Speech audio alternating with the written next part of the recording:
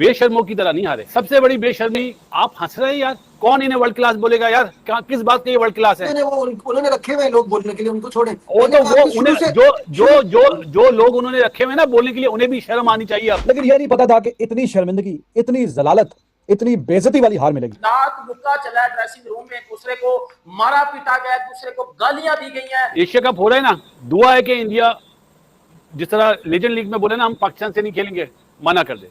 यार बेशर्म, हमें इतनी बुरी तरह मारेगा वो, क्या आपकी सोच है? तो मैं यहाँ सोच रहा हूँ अफगानिस्तान से बच जाए, आप इंडिया पे पहुंच गए। हमारे जो हालत है, अफगानिस्तान हमें टफ टाइम देगा। नजीब भाई, अफगानिस्तान से आप हार जाओ, इतना शोर नहीं मचता है इस मुल्क में। जब आप इंडिया से हारते ना तो दुनिया हिलती है सबकी। वो भी इंडिया में जीतने नहीं देता, इंडिया में जीतने नहीं देता।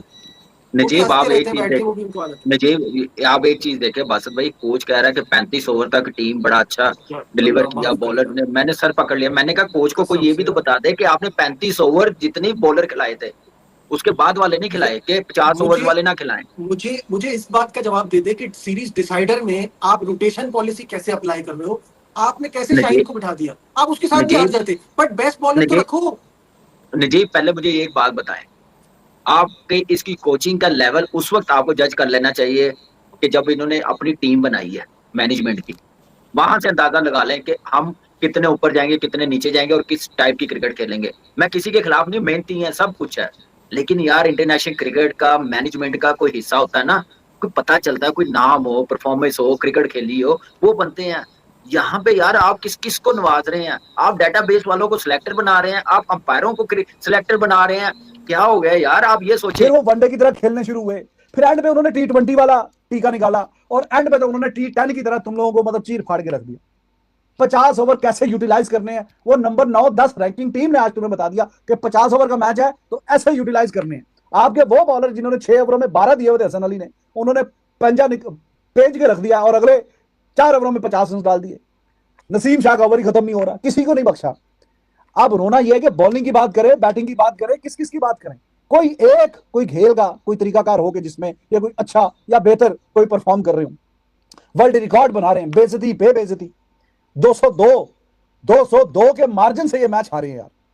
बिगेस्ट इन ये जो डिफीट इन्फ्लिक्ट इन्होंने किया वेस्ट इंडीज की सरजमीन पे, जो उनके आइलैंड है, इतनी बड़ी डिफीट उन्होंने कोई इन्फ्लिक्ट ही नहीं की जितनी बड़ी ये शर्मिंदगी वाली है जो हार है, ये इन्होंने अपने गले में डाली है। अब इनमें तो कोई थोड़ी सी शर्म हया हो, कोई थोड़ी सी इनमें गैरत हो, तो इनको खुद ही रिटायरमेंट ले लेनी चाहिए कि नहीं जी हमारे पास की बात नहीं है। कितना नीचे लेके जाना है पाकिस्तान की क्रिकेट को? पहली बात हो रही है कि जनाब ये बेकार खेलते हैं क्रिकेट, ऊपर मजा नहीं आता जब ये टॉप टीमों से खेलते हैं। पहले पता होता है मैच हार जाना, ये 6 ऊपर वाली साइड पे करो, ये नीचे वाला जो गंद है इसको नीचे रखो। तो जब तुम इस तरह के बार बार मैच हारोगे अक्रॉस द फॉर्मेट, तुम्हारी क्या इज्जत रह जाएगी? तुम क्यों पाकिस्तान का एक जो अच्छा नाम है क्रिकेट का, जो रिच हिस्ट्री है, वर्ल्ड कप जीता हुआ, T20 वर्ल्ड कप जीता हुआ, चैंपियंस ट्रॉफी जीती हुई, अच्छे मतलब कोई अच्छा ICC का टूर्नामेंट आता था तो पाकिस्तान भी कहीं ना कहीं अच्छी टीमों में शुमार होती थी कि यार इनकी भी टीम बड़ी जबरदस्त है, दुनिया एक इज्जत से बात करती थी। अक्रॉस द फॉर्मेट एक नाम था, एक मुकाम था। तुम लोग तो पता नहीं कौन सा वो मनहूस दिन था जब तुम लोगों ने फैसला किया था कि जी हम बड़े होकर क्रिकेटर बनेंगे, हम बड़े होकर क्रिकेटर बनेंगे और हम पाकिस्तान के लिए खेलेंगे। तुम पाकिस्तान के लिए नहीं खेल रहे, तुम पाकिस्तान से खेल रहे, पाकिस्तान की क्रिकेट से खेल रहे। कोई इज्जत तुम लोगों ने छोड़ी कोई नहीं। और हर नए मैच के बाद, हर नई सीरीज के बाद तुम जिल्लत की एक और जो टोकरा वो अपने सर पे उठा लेते। सबसे बड़ी बेशर्मी कि आप हंस रहे हैं यार। इसी ट्रिनिडाद में बासित अली अपने टेस्ट डेब्यू में 0 पे आउट हुआ था पहले इनिंग्स में। मुझे आज तक याद है 54 मिनट की वॉक करके मैं होटल पैदल पहुंचा था, रोता हुआ जा रहा था, इतना पेन लेते थे हम लोग। 90s के लौंडे जो बोलते हैं ना, लोग बातें करते हैं, वो पेन अब है ही नहीं। बेशर्म है, इन्हें तो पता है ना नीचे कोई है ही नहीं। वो पहिया है ना, पहिया साइकिल वाला पहिया ऐसे घूमता है, तो ऐसे ही घूम रहा है।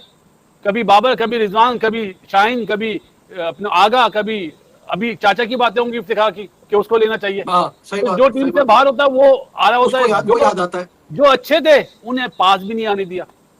देखो सबको अभी जो आज तो उसका इंटरव्यू भी सच्चा साबित हो रहा है समझ का कि मेरी परफॉर्मेंस अच्छी थी ना, अब उसको ले लो। तो ये पहिया घूम रहा है, हम पहिया घुमा रहे हैं, जो भी आता है ना पहिया घुमा रहा है। कोई सोच, किसी के पास आंखें नहीं है देखने की कि कौन आगे के लिए मौजूद है, कौन किस कंडीशन का प्लेयर है, ये अलमिया है। वेस्ट इंडीज ने आखिरी 10 ओवर में वो करके दिखा दिया जो आपने पूरे मैच में नहीं रन बनाए। आपने 92 बनाए, उन्होंने आखिरी 9 ओवर में 120 रन बना दिए थे, 113 पे 4 थे, और उसके बाद किस तरह से उन्होंने मैच जीता। 34 साल के बाद ये जीत हुई है, और आपकी टीम में जब वेस्ट इंडीज आखिरी बार ओडीआई जीता था, आपकी टीम का एक भी खिलाड़ी ऐसा नहीं था जो पैदा हुआ हो, कोई भी नहीं।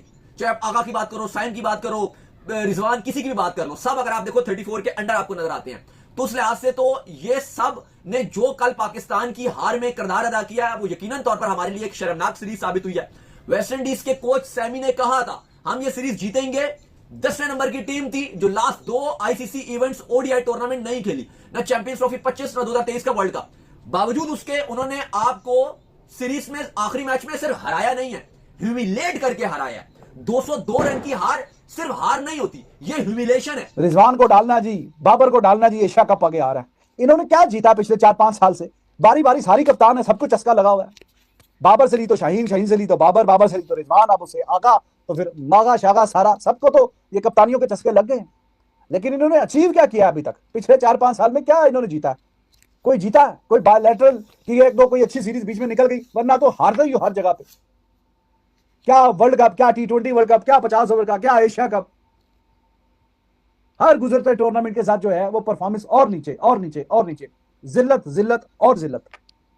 पता नहीं लोगों को कोई शर्मिंदगी का एहसास नहीं होता। कोई गैरतमंद बंदा हो ना, वो बोले क्या ठीक है यार, मैं खुद ही साइड पे हो जाता हूं, और मैं जब तक अपनी गेम में इंप्रूवमेंट लेके नहीं आता, बेशक मेरा नाम भी सिलेक्शन में आ जाए, तो मैं बोलूंगा यार I am preparing my self. कोई ब्रेक ले लो, कोई 2-4 साल की, 2-4 महीने की नहीं, 2-4 साल की ब्रेक ले लो, कहीं निकल जाओ कहीं छुट्टियों पे, कोई और कोई साफ काम धंधा कर लो। ये तुम्हारे बस की बात नहीं।